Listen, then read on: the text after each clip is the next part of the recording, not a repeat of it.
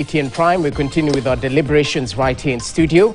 I'm joined by two legislators, Geoffrey Ruku, Member of Parliament, Mbeere North, and James Gakuya, Member of Parliament, Embakasi North. Now, Gakuya, right before the break, we were evaluating the stance by President William Ruto, because just last year, he banned public servants from Harambes. And this year, we've seen public servants, including the head of state himself, contributing towards the church. Ruku says that's not Harambe, that's giving according to how it's mentioned in the scriptures. How would you describe the of donations and church contributions? Is the president on a double speak trajectory? Rogers, there before, I alluded that the president is on a campaign mode. And I did explain there before that the president lost touch with the church. And to win the church back, he must come back with the carrots. And the carrot is that cash, that hard cash. So, in order for him to win them back, remember there before, there are various number of events the head of state attended service, and donations were contributed. And those church, the leadership directed that the money be taken back. So that was a very rude shock, and it was quite a very negative picture to the head of state. And therefore, if a head of state for now can be able to churches like these gospel ones, who can allow to be enticed and accept this cash, then that's winning back the fellowship. And that president will need to do it like yesterday and every other Sunday. And he has a lot of money for that. That one I can tell you, there is no way that you can compete with him in that. He's very ready. And now that he's fully ready now with what we call state machinery, the purpose of Raila Odinga is not only to give him comfort for the remaining part of his tenure for 2 years, but also a vehicle to bridge him to the next hand of the election. So in this case, don't expect that the head of state will stop this. Whether he made a statement which curtailed contributions from civil servant, yes, he is the one which has opened it. Whether he has opened this particular window on a direct way or not, nobody else tomorrow will be asked why you are contributing on a church. Because if the head of state is doing so, it means nobody can be told tomorrow he was contributing on Harambe. There is none other, what can you call that? The president was in his own statement alluded that he will organize some of his friends. Then they collect 100 million together. What does that mean? It means that it's Harambe. That is a contribution of different friends to contribute to give that kind of 100 million. Whether the president was going to do that or not, because I am sure he was not going to do that. The 100 million was to come from his pocket. But because he don't want to create a picture to the public that he's the one who's the sole contributor, he must go through that window. But that tells you, Rogers, that going forward, the president will be in this trail of such contribution to any church that he will be willing. And that's why he's giving this big hard currency, so that those other churches can invite him to the front, to their pulpit. Because once he comes in, he can't go home. With effort, he must leave something behind. Okay. And that way, I would say, even members of parliament, because I remember very well, at times back we were in our PG at the State House. And the members are the one who was the head of state to ban Harambes. So they are the members who are feeling pain, not the head of state. And he said to them that he will look at it. And that's how he came with that kind of statement. Otherwise, it never came from his bottom of his heart. But actually, he was sympathizing with these other members that actually they are going a tall order of these Harambes. Okay. But in this particular time, all the way to 2027, you will find the head of state contributing a lot of that money because he's ready with that and he's capable of it. So according to you, it's a political strategy? No, so, I am telling you there's no shortcuts. I'm telling you the president is owing fellowship. Okay. The lost glory of the church. is now bringing the church together, the church close to him. Okay. Back again. So, Ruku, as we finalize on this debate, for those who say he who pays the piper controls the tune, how exactly will the church be able to perhaps critique the very same government that it benefits from in terms of donations, in terms of harambes, in terms of contributions? I think that's where Kenyans are a little bit worried. We have mainstream churches, big churches like Catholic Church, like ACK, PCA. We have other Pentecostal churches, small churches, which if they are left without support of the members of the church as well as the public, they may not be able to have proper music instrument, they may not be able to have proper sanctuaries. So I think for the churches which have support from all the way from Vatican, all the way from England, probably they can ban all this. But some of the very small churches which we have in our villages, they require support of every single member, and they have a critical role that they are contributing to that particular society. Okay. So I think, and the churches, the body of Christ is huge, is big. The body of Christ is big. So for those who are in mainstream, for instance, I'm a Catholic, and I know Catholic is rich. It has universities, it has schools, hospitals, insurances, different companies which are making money to support the cause of gospel. The same case to Anglican Church. They have investment across the economies. Yeah. So we need also to think carefully on the small Pentecostal churches, which are very critical to the spiritual nourishment of our villages. They also require our support. Okay. And we cannot say we will not be supporting them. All right. Probably we can say Catholic Church is okay, ACK is okay. But as we talk about Catholic Church, I have my own prayer house, which requires several facilities. They had called me 2 weeks ago. My own prayer house is going to get the prayer house In Mbere. in Mbere, Okay. which they require a kitchen, they require a hall. And they called you to support. They called me to support. Okay. And we are going to support the nearby parish, Chicago Parish Church. They are expanding the church. They have called me several times. Yeah, don't go alone. Extend the invitation to the head of state. So what I'm trying to say is Okay, there is some contradiction here and there, but all said and done, contribution to the church is a commandment which we have to continue doing it. How you do it is up to you as a Christian.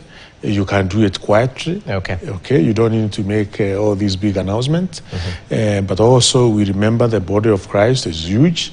It is not only Catholic Church and ACK Church. All right. We need also to support these other Upcoming churches. small churches, which are playing very critical role in our community. Okay, away from the churches, I'd like us to talk about Parliament, because the changes that have been made in various committees in the National Assembly and the Senate have just been concluded, even as President William Ruto and ODM leader Raila Odinga completed the removal of former Deputy President Rigathi Gachagua's allies from leadership committees in the National Assembly and the Senate.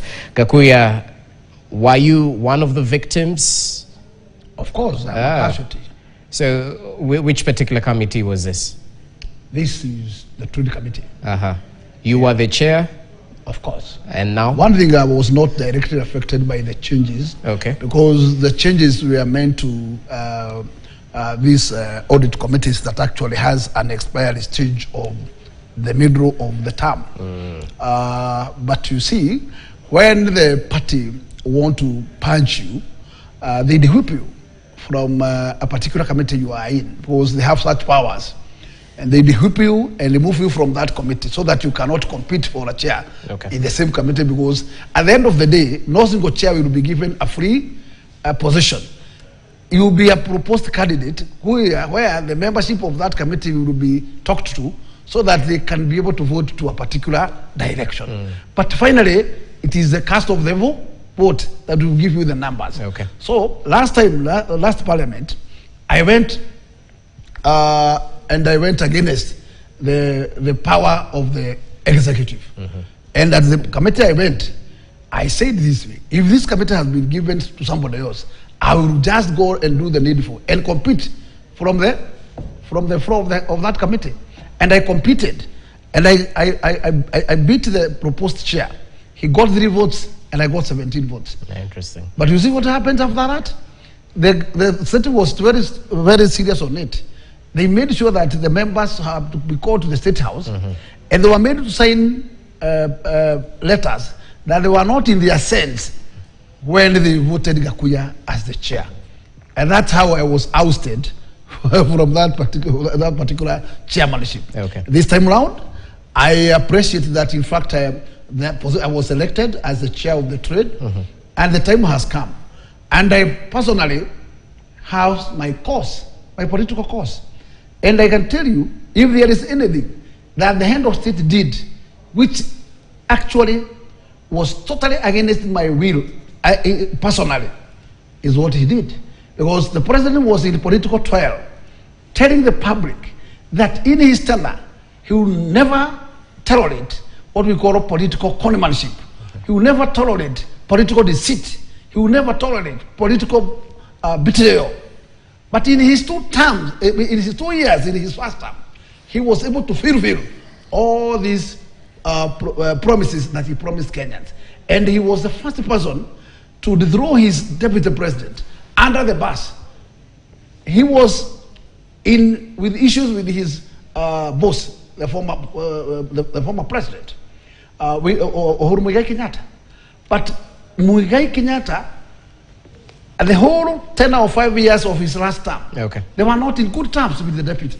But he never found it necessary to throw his deputy under the bus. But himself, with all these promises he promised Kenyans, because of his, I would tell you, this was his political betrayal, and I cannot call it anything less than that word. He was very sure at a certain stage, Gachagua is not going to grow politically to a certain level. And therefore, I must find a mechanism. How should I finish this fellow politically? And that's what he did. And to us, as a community, I've been one of the community. I am sure that not everybody bought that idea and who took that idea as along direction. Most of them bought it as normal. But personally, I took it as a betrayal. And therefore, there is no way, and nobody can distance myself with Gachagua, because it's like telling me, here was your mother, but I'm forcing you to call somebody else your mother. That's not possible to me. And therefore, so I would say very clearly here, as we stand, the purge, which was concluded last 1 week, I was welcoming it on the highest order. And if there's somebody who handed over, even before the purge, was me. Because I knew it is coming, and I knew your persona. I knew I cannot go through, and I cannot kneel so that I survive. So I was to die for the cause, and I did ask my deputy, "Come, let me hand over everything to you, so that when the time comes, then you are good to go." Because I was very sure I was only the thorn in the committee, not anybody else, and that is what happened at the end of the day. So I was waiting for the time to come. I was waiting for the bomb to burst, and the time and the date arrived. So you weren't caught by surprise in any way, shape, or form? No, I was very ready for it. And I also told my good brother here, I told him, what is coming, I'm very ready with it. Because surely I must choose between the two. Am I for the cause that I am in today, or should I betray Gachagua so that I retain my chairmanship? And my conscience could tell me, neither. I cannot betray my brother. I will die with him to the end. And therefore, I better sacrifice the position. Okay, Ruku, as you come in, there are those who say that oversight committees should majorly be constituted by the party that hasn't formed government. So in such a case, the broad-based situation or mongrel we find ourselves in, can the ODM members truly be able to achieve that all-important role of oversight, yet, as many people say, they're in bed with the very same government that they're supposed to be oversighting? Let me say this. One, all members of parliament are obligated by the provision of the Constitution to oversight the government, to oversight the running of the affairs of the Republic of Kenya. You don't need to be a member in minority so as to oversight the government. All of us are members of parliament, and we have functions which are stipulated by the Constitution of Kenya, and one of the functions which is very critical is oversight. And therefore it is all of, and that's why with the Constitution there is no opposition. What there is minority and majority. But the functions of minority and the functions of majority are the same under the Constitution. But the Constitution having does said not that, envisage having said a that, hybrid government. let me finish. Yes, that's why we have minority and majority. Having said that, I think there is nobody we are betraying. We are betraying those who are championing ethnic divisions, those who are championing hatred, among the communities of the Republic of Kenya. Those who are not respecting Article 10 of our Constitution. We talked about the national values and the principles of governance. Those are the kind of leaders who must be betrayed. So we are not betraying anybody. But what are you saying during the cause when we are looking for the position? And also, we will continue betraying those who don't stand for oneness of the Republic of Kenya. That Kenya is one indivisible nation. Such kind of individuals who don't believe in Kenya as one indivisible nation, then they should be betrayed. So tell me this, when President William Ruto was up in arms against the handshake by former President Uhuru Kenyatta and said it creates a mongrel that you don't know where the opposition starts and where government ends. Was he against the unity of the country? Was he speaking about ethnicity? I would not want to talk about then. Okay. That's past. I was not even a member of parliament then. I've been a member of parliament for 2.5 years now. But what I am able to speak, confident at the moment, is that we, as Kenyans, we have to betray any leader who does not stand with the provisions of our Constitution, who does not stand with the principles of governance, who does not stand with that Kenya is one indivisible nation. Those are leaders who should not be given any platform. And that's why I'm supporting Oresapiti, that let's not give such kind of leaders any platform for them to continue preaching hatred, conflict, discord, which they have done again and again. So as we finalize, and I'll ask both of you to chime into this, what's the difference between the current memorandum of understanding, or some call it handshake as well, between President William Ruto and Raila Odinga, the difference between that and the previous handshakes we've seen? Because right now we're being told that this is about the strengthening of unity in the country, bringing Kenya together. Previous experiences, we've seen the same sort of political lingo being talked, that this is about bringing Kenya together and it's not about self-sufficiency in the political system. What's the difference between this as we finalize, gentlemen? From where I stand, the memorandum of understanding between UDA and ODM, or Raila Odinga and William Ruto, is about putting the interest of Kenya as a nation first and the supreme, and putting the individual interests backstage. Why is this important? It is very important to insulate the states, to insulate the running of affairs of the nation from those who may want to bring in ethnicity, those who may want to bring in tribal cocoons. Because you'll find that there are senior government officials, state officers, senior people within the government who have been given mandate to do specific roles, and they may not want to be touched or fired. Because once you fire them, they run to their tribal cocoons and they make the environment very toxic and monkey. So by having these two big parties coming together, they insulate the affairs of the nation from anybody who may want to take Kenya or may want to take decisions which have been done in good faith.